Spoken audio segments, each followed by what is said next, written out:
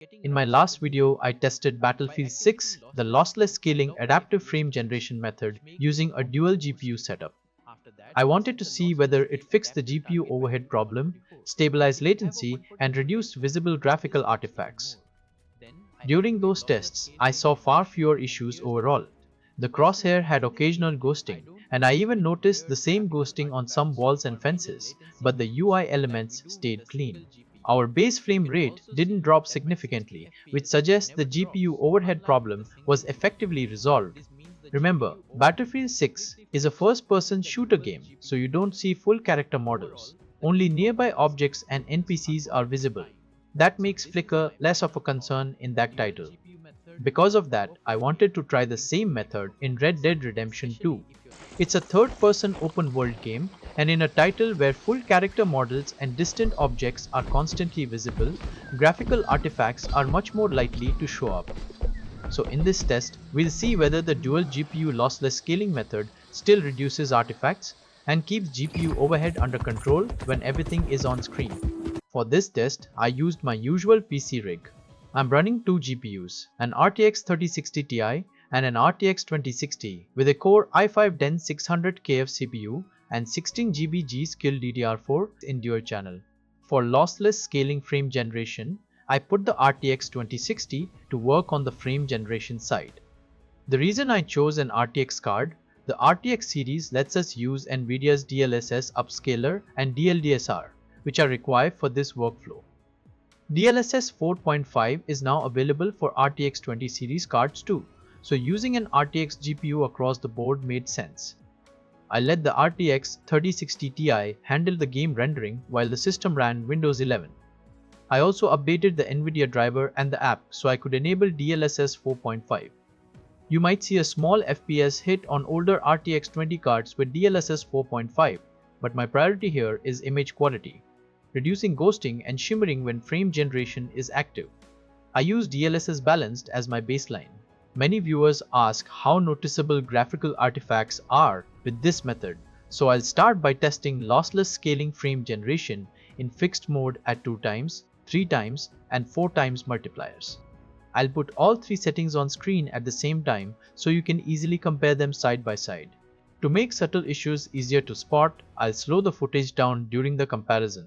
That way, you can clearly see any ghosting, shimmering, or detail loss at each multiplier and judge which setting gives the best balance of quality and performance.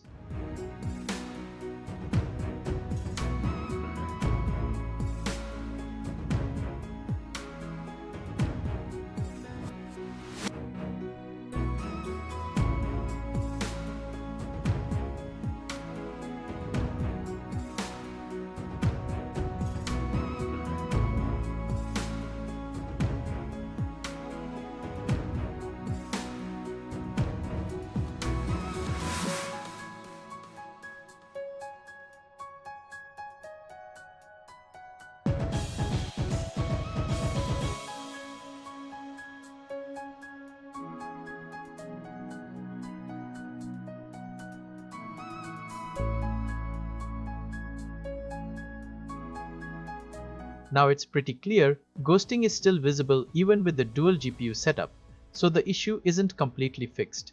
The crosshair, Arthur's head, riding horse and gun movement still show noticeable flickering, but UI flickering has been reduced. Menus and HUD elements look much cleaner.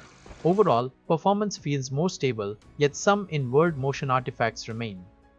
Next, I'll show you what the GPU overhead looks like in practice.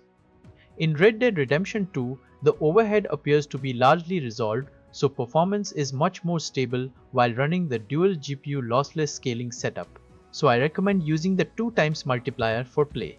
It cuts down on the most noticeable artifacts without demanding too much from your hardware, so you get a much cleaner image overall. If you can keep your base FPS around the 70 frame range, the remaining ghosting becomes even less visible, which further improves perceived image stability. That combination, 2x multiplier plus a steady 70 FPS base, gives you the best balance, fewer artifacts, smoother gameplay, and lower latency. That's the experience I got using a dual GPU setup in Red Dead Redemption 2, using lossless scale. The game runs smoothly, and yes, some of the more obvious artifacts can be annoying, but this method gives us a safe, easy way to use frame generation without the tricky installation or stability problems that some Optiscaler mods introduce. Optiscaler frame generation mods can produce amazing results, and they're usually free, but the install part is very tricky. If you make a mistake during installation, the game can sometimes crash. A lot of people complain that they can't install Optiscaler mods properly and that their game won't even launch. I've made tutorials showing how to install them, but I still see those reports. Personally, I haven't run into crashes from the Optiscaler mod during my tests, but I don't want anyone left frustrated or stuck. That's why I recommend Lossless Scale. It's simple to use. Just click a button to enable frame generation, and it works even when a game doesn't offer a DLSS upscaler in its settings. Because of that, you can apply frame generation to older or retro titles as well, without the installation headaches or stability risks that some mods introduce. So here's the conclusion about this tutorial. The dual GPU lossless scale frame generation method gives a noticeably smoother experience in Red Dead Redemption 2. And the GPU overhead problem is largely resolved. That means more stable performance and lower latency during normal play. However, ghosting and flicker are still present in the crosshair, Arthur's head, and weapon movement, even though UI flickering and HUD issues are much improved. In other words, you get a cleaner interface and steadier frame rates, but some motion artifacts remain. I recommend the 2x multiplier.